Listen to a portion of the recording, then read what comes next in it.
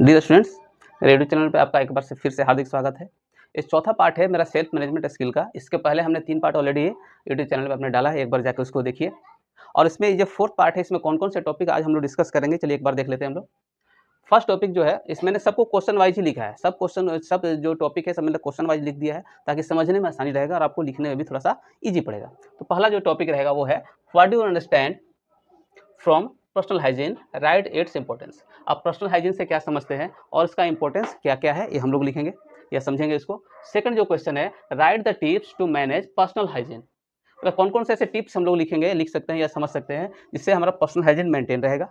या फिर इसी को अदर वे में भी क्वेश्चन को हम लोग देख सकते हैं, how can we manage personal hygiene, कैसे हम लोग मैनेज करते हैं। जो थर्ड क्वेश्चन है वो है, what is grooming, right its importance. Grooming क्या होता है और इसका इंपॉर्टेंस क्या है। जो लास्ट हमारा टॉपिक होगा आज का, राइट द टिप्स और guidelines for grooming and dressing.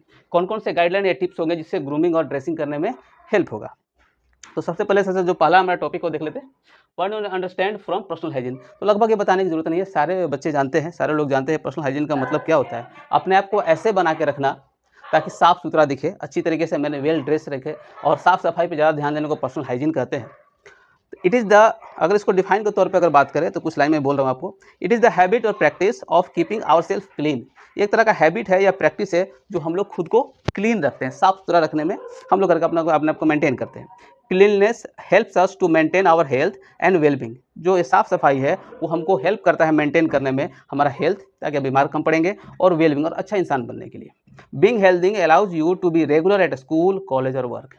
जितना आप हेल्दी रहेंगे, जितना अच्छे दिखेंगे, जितना साफ सुथरा रहेंगे, हेल्दी रहेंगे, तो आपको रेगुलर अटेंड कर पाएंगे अपना स्कूल हो, कॉलेज हो या जहाँ काम करते हैं वहाँ पे। बहुत सारे आपके क्लास में बच्चे देखते हैं कि एब्सेंट रहते हैं, जैसे मौसम चेंज होता है उनको ज़्यादातर सर्दी जुकाम खांसी और भी कुछ बीमारियाँ हो जाती हैं। तो ये जितना भी पर्सनल हाइजीन मेंटेन करेंगे, इस सबसे हम लोग बच सकते हैं। ये तो हो गया पर्सनल हाइजीन, और आप अपने मन से भी कुछ ट्रांसलेट करके इसको जोड़ के इसको बड़ा एक आंसर के तौर पे लिख सकते हैं। अब राइट इट्स इंपॉर्टेंस। इसे इंपॉर्टेंस तो सब कुछ जानता है, बट कुछ पॉइंट आउट करते हैं हम लोग।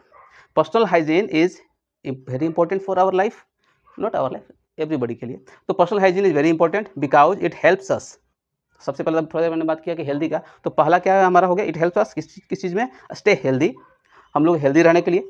Second, create a good image of our self.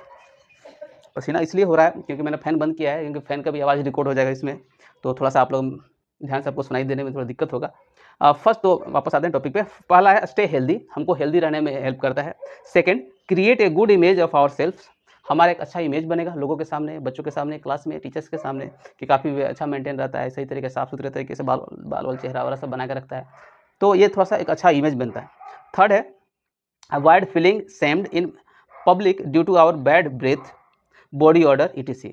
और लोगों के सामने मजाक भी कम बनेगा, या आपको सेम्ड मतलब कि आपको थोड़ा बोरियत, या फिर आपको क्या उसको बोलते हैं, मतलब आपको अनकंफर्टेबल महसूस आप होने लगेगा अगर आपका बॉडी स्मेल कर रहा है, या इस तरीके से कुछ पसीने का बदबू, या जो ब्रीथिंग सांस का बदबू, क्योंकि हमने पर्सनल हाइजीन मेंटेन नहीं किया, तो थोड़ा सा खराब लगता है लोगों के सामने। अगर कुछ आदमी बोल भी दिया कि आपका बैड स्मेल आ रहा है या आपका पसीना वो हो रहा है, तो और खराब लगता है। तो ये सारा कुछ है जो हमारा हेल्प का। और भी आप 2-3 पॉइंट और भी डाल सकते हैं, काफ़ी ज़्यादा लंबा हो जाएगा, इसमें ज़्यादा नंबर का आता भी नहीं है, 2 या 3 नंबर का आएगा तो इतना काफ़ी है लिखने के लिए। तो अगला जो टॉपिक है, write the tips to manage personal hygiene, या फिर how can we manage personal hygiene. कुछ पॉइंट या कुछ टिप्स लेते हैं जिससे पर्सनल हाइजीन मेंटेन करने में हेल्प करेगा। तो ऐसे तो बहुत सारा है, बट कुछ पॉइंट पे बात करते हैं हम लोग। कीप योर हेयर फ्री और dandruff, sorry, keep your hair free from dandruff होना चाहिए, कि डैंड्रफ फ्री, मतलब बाल को थोड़ा सा अच्छा रखिए। मतलब कि जब भी कुछ आदमी सामने चेहरा देखता है किसी का, तो सबसे पहले जो सामने जो दिखता है वो फेस, और उसमें सबसे पहले हेयर। तो जितना हेयर हो सके डैंड्रफ फ्री रखिए, मतलब साफ सुथरा रखिए, अच्छे से मेंटेन रखिए। सेकेंड है, rub oil cream to take care of your skin. मतलब जितना हो सके अपना स्किन का केयर कीजिए, ऑयल का या क्रीम का, इस सब का यूज करके। थर्ड है, ब्रश योर टीथ डेली। तो सबको पता है कि भाई ओरल हेल्थ तो रखना ही है, तो डेली अपना ब्रश करना चाहिए। जैसे बोला जाता है कि 2 बार ब्रश कीजिए, सुबह एक, शाम, या सॉरी शाम मतलब खाने के बाद, रात में, तो जैसा हो आप उसको मेंटेन कीजिए। अगला है, change your toothbrush as soon as it dress से। अगला है, change your toothbrush at regular time. Regular time करने का मतलब है नहीं कि हर 2-10 दिन 15 दिन पे, मतलब आपको जब लगेगा थोड़ा हार्ड हो रहा है ब्रिसल, तो उसको आप चेंज कर दीजिए। Cut your nails every week, हर हफ्ते नहीं तो कम से कम 10 दिन में, 12 दिन में, 15 दिन में, या 2 हफ्ते पे आप उस नेल को कटिंग करके रखिए, साफ सुथरा रहेगा। अगला और भी बहुत सारा है, बट वो हो गया केयरिंग में। अगला वॉशिंग में देखते हैं, वॉश योर हैंड्स फ्रिक्वेंटली, अच्छी तरीके से हाथ धोइए। टेक बाथ एवरी डे, हर दिन बाथिंग लेना है। वॉश योर क्लॉथ्स रेगुलरली, साफ सुथरा अपना जो क्लॉथ है उसको साफ सुथरा रखना चाहिए। Wash your hair at least every second day. Wash your feet, ये सब वॉशिंग में हो गए। अवॉइड, क्या क्या अवॉइड करना चाहिए? Blow your nose cough into a handkerchief to avoid spreading germs, मतलब जब भी नाक या कफ मतलब नाक बहे या फिर कफ आ जाए तो हो सके तो जितना हो सके अपने हाथ में रुमाल रखिए इसको साफ सुथरा करने के लिए।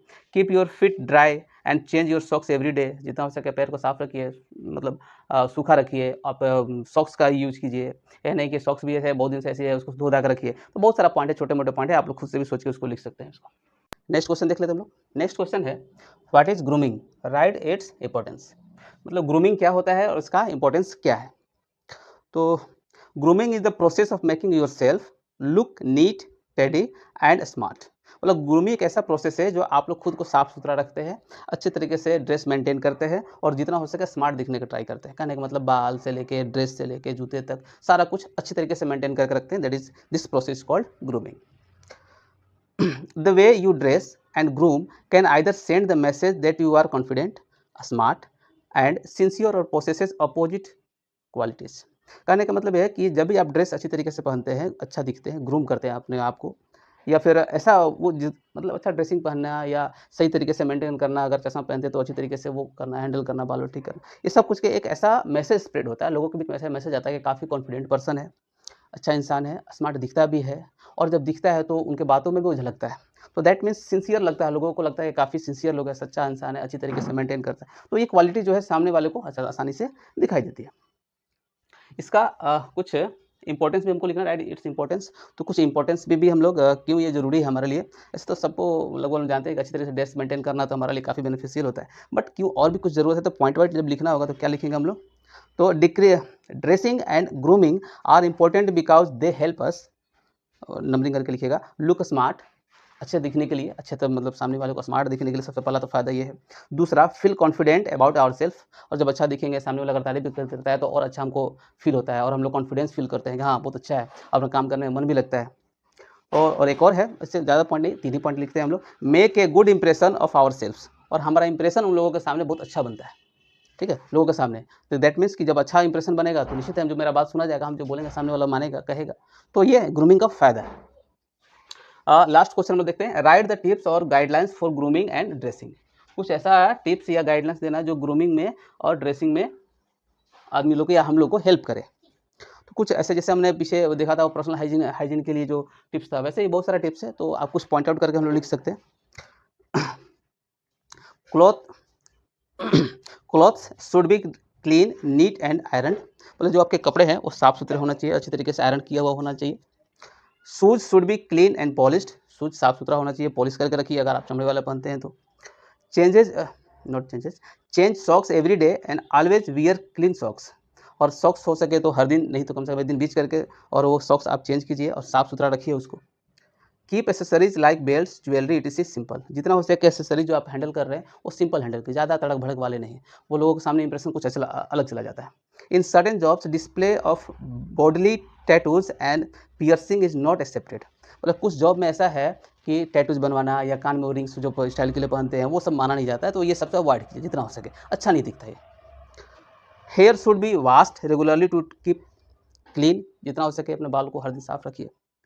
Simple hair style and well combed hair gives a smart look, जितना आप हेयर स्टाइल सिंपल रखेंगे वो ज़्यादा स्मार्ट दिखेंगे, तो इसलिए सिंपल जितना हो सके सिंपल रखिए। फेस लुक क्लीन, चेहरा साफ लगना चाहिए। मोस्टेज शुड बी नीटली ट्रिम्ड, जो अगर मुँह से रख रहे हैं तो ट्रिम करके रखिए, या फिर जैसे आप मैनेज करें मतलब साफ सुथरा रखिए। Teeth should be kept clean without any stains, दांत साफ सुथरा रखिए। ब्रश द टीथ, ये सब तो सारी बातचीत चीज़ है, वो हम पर्सनल हाइजीन में बात कर लिया, तो लगभग उसी से मिलता जुलता इसमें भी है, उसको मेंटेन करके रखेंगे हम लोग, और इससे क्या है, ये कुछ टिप्स अगर फॉलो करके हम लोग ग्रूमिंग या ड्रेसिंग में अपने आप को इम्प्रूव कर सकते हैं। तो ये एक वीडियो था 4th पार्ट, इसके अगले पार्ट में और हम लोग मिलेंगे।